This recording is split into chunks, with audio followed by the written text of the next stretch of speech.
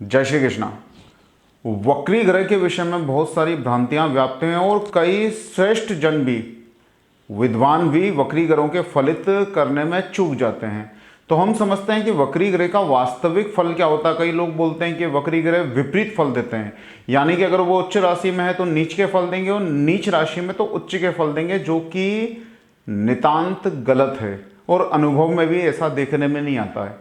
वक्री ग्रह अधिकतर जो ज्योतिष ग्रंथ हैं, देखिए बृहद जातक, मानसागरी, नारद, होरा शास्त्र आदि में अलग अलग जगह कुछ बातों को घुमा फिरा के बोला गया, इसलिए भ्रांति पैदा होती है।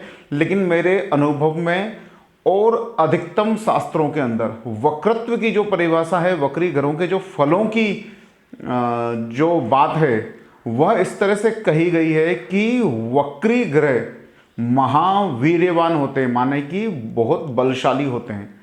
तो अगर शुभ ग्रह वक्री है तो उसके शुभत्व में वृद्धि हो जाएगी, और अगर अशुभ ग्रह वक्री है तो उसके अशुभत्व में वृद्धि हो जाएगी।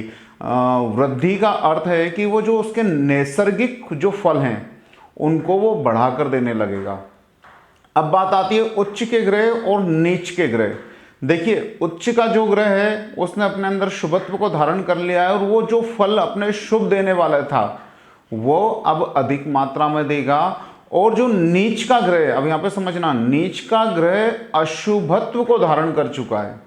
नीच का ग्रह जो फल देने वाला था वो अब अशुभ फल, पाप फल या नेगेटिव फल देने वाला था। और नीच का ग्रह जब वक्री हुआ है तो उसका मतलब है उसके अशुभ फलों में वृद्धि हुई है। अब वो उच्च के फल नहीं देगा, उसके अंदर नीच के फलों को देने की जो क्षमता थी वो क्षमता उसके अंदर बढ़ गई है।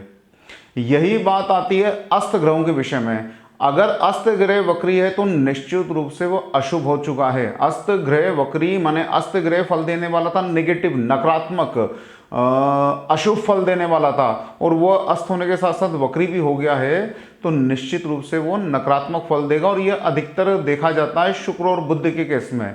शुक्र और बुध अस्त भी हो जाते हैं और वक्री भी रहते हैं, तो इनके विषय में ये फल ज़्यादा देखने को आते हैं, और ये निश्चित ऐसी स्थिति में नकारात्मक फल देने लगते हैं।